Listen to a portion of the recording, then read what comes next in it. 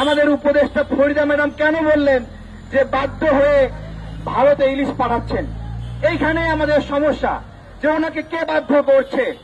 উনি কিন্তু বলতে পারতেন যে হিন্দু ধর্মের লোকদেরকে সহযোগিতা করার জন্য আমরা ইলিশটা দিচ্ছি। উনি এই কথাটা না বলে বলেছেন যে বাধ্য হয়ে ইলিশ পাঠাচ্ছেন। এইখানে আমাদের সার্বভৌমত্বের সংকট, যে আমাদের সার্বভৌমত্বের মধ্যে কি এমন সমস্যা হলো যে ভারত আমাদেরকে বাধ্য করছে। আমাদের উপদেষ্টা ফরিদা ম্যাডাম তিনি বলেছেন 1200 টনের উপরে ইলিশ বাংলাদেশ থেকে যাবে। তো 1200 টন ইলিশ এমন একটা সময়ে যাবে যেই সময়টাতে আমরা বলছি আমাদের সরকার এখানে ক্ষমতায় আছে। এখন আমরা কারা? আমরা হলো সেই যারা 500 টন ইলিশ ভারতে পাঠানোর জন্য প্রতিবাদ করেছিলাম। আমার কথা হলো 500 টন ইলিশ নিয়ে প্রতিবাদ করা এই আমরা এখন 1200 টন ইলিশ ভারতে পাঠাচ্ছে, এখন কেন হুক্কা হুয়া করছি না? এটাই হলো প্রশ্ন। এখন আমাদের সরকার দায়িত্বশীল যারা আছেন তারা এই বিষয়ে প্রতিবাদ করছিলেন কিনা, তারা এখন প্রতিবাদ করবেন নাকি সিদ্ধান্ত নেবেন, সেটাই আমাদের জিজ্ঞাসা। দেখুন, ইলিশ ভারতে যাবে কিনা সেটা পরের বিষয়। এখানে একটা বিষয় রয়েছে, হিন্দুদের পূজার সময় ইলিশ, হিন্দু ভাইদের পূজা সুন্দরভাবে উদযাপন হোক, এই ধর্মীয় সমর্থন আমাদের এখানে আছে। আমাদের প্রশ্ন সেখানে না।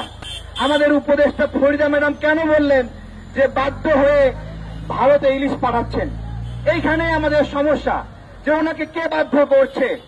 উনি কিন্তু বলতে পারতেন যে হিন্দু ধর্মের লোকদেরকে সহযোগিতা করার জন্য আমরা ইলিশটা দিচ্ছি। উনি এই কথাটা না বলে বলেছেন যে বাধ্য হয়ে ইলিশ পাঠাচ্ছেন। এইখানে আমাদের সার্বভৌমত্বের সংকট, যে আমাদের সার্বভৌমত্বের মধ্যে কি এমন সমস্যা হলো যে ভারত আমাদেরকে বাধ্য করছে। কি এমন হলো?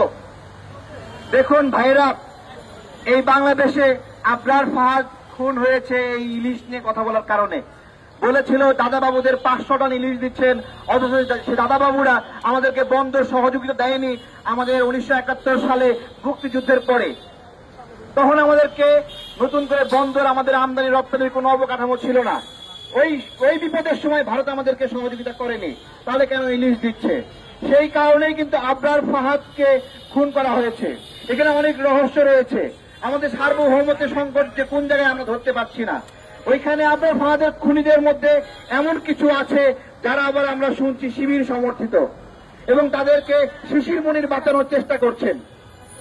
আমরা যে কোন ধাঁধার মধ্যে পড়ে গেছি, কে যে ভারতের দালাল আর কে যে ভারতের বন্ধু আর কে যে ভারতের শত্রু, তা বুঝে ওঠা কঠিন হচ্ছে। যেদিকেই তাকাই তাকেই মনে হয় ভারতের দালাল, যেদিকেই তাকাই সেদিকেই মনে হয় শিবির জামাত, যেদিকে তাকাই সেদিকেই মনে হয় আওয়ামী লীগ, যেদিকে তাকাই সেদিকে মনে হয় বিএনপি। কোনো আমাদের নির্দিষ্ট পরিচয় প্রকাশ পাচ্ছে না। এই যে একটা ধাঁধা, আমরা আসলে কার সাথে বন্ধুত্ব করব, কার সাথে শত্রুতা করব বুঝে উঠতে পারছি না। কিন্তু আমরা উপদেষ্টা ফরিদা ম্যাডামের কথাই স্পষ্ট হয়েছি, তাদেরকে কেউ না কেউ বাধ্য করছে। এখন আমার কথা হলো, বাংলাদেশের নাগরিকরা আপনাদেরকে সমর্থন করে এখানে পাঠালো, সেই নাগরিকরা আপনাদের পাশে রয়েছে।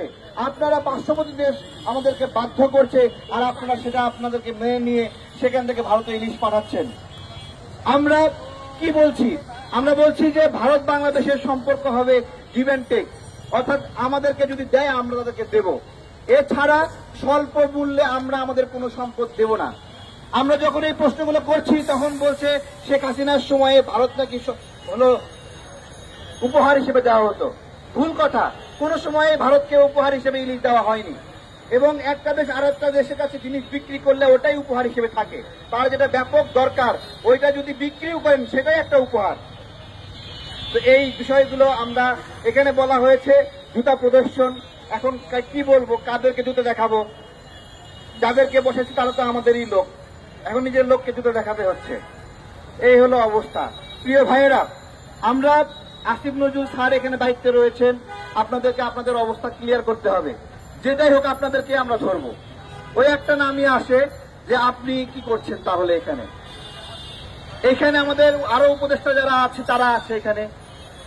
তো যাই হোক, এই ইলিশ আমাদের একটা সার্বভৌমত্বের প্রতীক হয়ে দাঁড়িয়েছে, যে ইলিশের উপরে আমাদের আগ্রাসন চলছে। আমাদের এখানে বলা হচ্ছে $1200 ইলিশ দেবে। $1200 কত টাকা? 112 ইলিশ দেবে, তার মানে 1500 টাকা পড়ছে বাংলাদেশি টাকায়। আমি আপনাদেরকে বলবো 1 কেজি সাইজের ইলিশ আপনারা একটু বাজারে খোঁজ দেবেন কত টাকা কেজি। কত টাকা কেজি? 2600 থেকে 2500। তাহলে দেখেন, আমরা এখান থেকে ইলিশ দিব 1200 টাকায়, আর আমাদেরকে কিনতে হবে 2600-2500 টাকায়।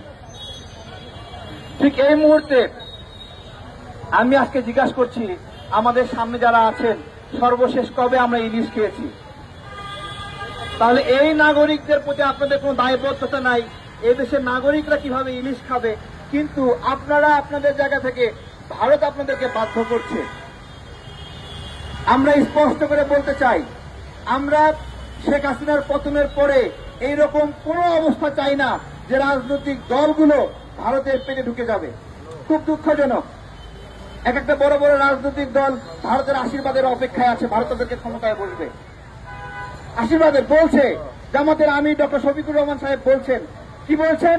যে ভারতের সহযোগিতা চাই, ভারতের সঙ্গে বন্ধুত্ব চাই। কেন এই নাকে খত দিতে হলো আপনাকে? নাকে খত দিলেন কেন বলেন? আপনার পাশে জনগণ আসে না?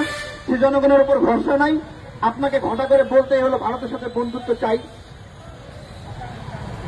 এই কথাগুলো আমাদের সার্বভৌমত্বের সংকট তৈরি হচ্ছে। এছাড়া অন্যান্য দলেও বিভিন্নভাবে আকারে ইঙ্গিতে আমরা দেখছি ভারতের সাথে সম্পর্কমূলক কথাবার্তা বলছেন। সোজা কথা, বাংলাদেশের মানুষ মনে প্রাণে বিশ্বাস করে যে ভারতের সাথে বাংলাদেশের বন্ধুত্ব সম্ভব না। সম্ভব না। যদি সম্ভবই হতো তাহলে দেখেন, আপনি এখান থেকে বলছেন সহযোগিতা চাই, কোন অবস্থাতে? 2000 মানুষকে হত্যা করেছে যেই ফ্যাসিবাদ, তাদেরকে ভারত পূর্ণরূপে সহযোগিতা করছে, আশ্রয় দিয়েছে। তাহলে এই আশ্রয় দিয়েছে, এই অবস্থায় আপনি যদি বলেন যে ভারতের সহযোগিতা চাই, ভারত আপনাকে সহযোগিতা করবে? এই যে জামাত প্রকাশ্যে বলে দিল ভারতের সহযোগিতা চাই, হ্যাঁ, জামাত যে প্রেম দেখালো, ভারত যদি মুখে মুখে বলে হ্যাঁ আপনাদের আহ্বানকে সাড়া দিলাম, তার মানে কি জামাতকে ভারত সহযোগিতা করবে? বিএনপিকে যদি বলে ভারত আপনাদেরকে সহযোগিতা করবে, আসলে কি সহযোগিতা করবে? আপনারা বলেন। তো আমরা এই নতজানু অবস্থা, এই যে দালাল প্রবৃত্তি অবস্থা, এগুলো থেকে আমরা বের হয়ে আসতে চাই। আমরা চাই বাংলাদেশের মানুষ ইলিশ খাবে, এবং এই ইলিশ একটাও এই মুহূর্তে ভারতে যাবে না।